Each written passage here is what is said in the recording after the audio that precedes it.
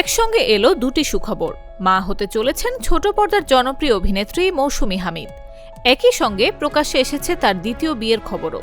রাজধানীতে আয়োজিত চরকি কার্নিভালে উপস্থিত হয়ে নিজেই এই দুই সুখবর জানান অভিনেত্রী। গত মার্চ মাসে সর্বশেষ খবরের শিরোনাম হয়েছিলেন তিনি। জানা গিয়েছিল তার বিচ্ছেদের খবর।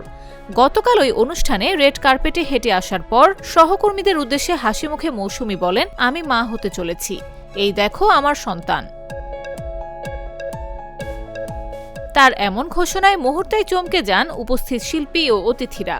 অভিনেত্রী মুমতাহিনা টয়া, সৈয়দ জামান শাওন সহ অনেকে এগিয়ে এসে তাকে শুভেচ্ছা জানান। টয়া হবু মা ও অনাগত সন্তানের জন্য শুভকামনাও জানান। এদিন শুধু মা হওয়ার খবরই নয়, নিজের স্বামীর সঙ্গেও সবাইকে পরিচয় করিয়ে দেন মৌসুমী। জানা যায় তার স্বামীর নাম আব্দুল ওয়াদুদ। এর মধ্য দিয়েই প্রকাশ্যে আসে অভিনেত্রী দ্বিতীয় বিয়ের বিষয়টি। মৌসুমী হামিদ বলেন, অনেকেই ভুলভাবে খবর প্রকাশ করবে এই ভেবে এতদিন কাউকে কিছু জানায়নি। তাই চরকি কার্নিভালেই সবাইকে একসঙ্গে সুখবরটি দিতে চেয়েছি। আমি এবং আমার অনাগত সন্তান ভালো আছি। জীবনের এক নতুন অনুভূতির মধ্য দিয়ে যাচ্ছি। সবার কাছে দোয়া চাই।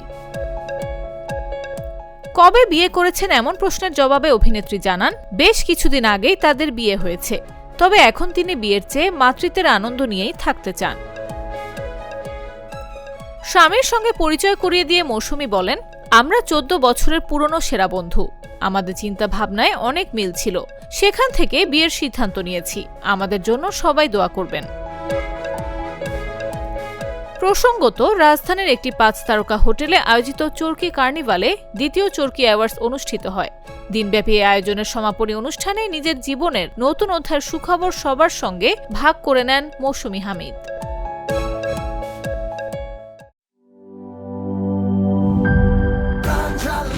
প্রাণ ঝালমুড়ি, এই ঝাঁজ সেই ঝাঁজ।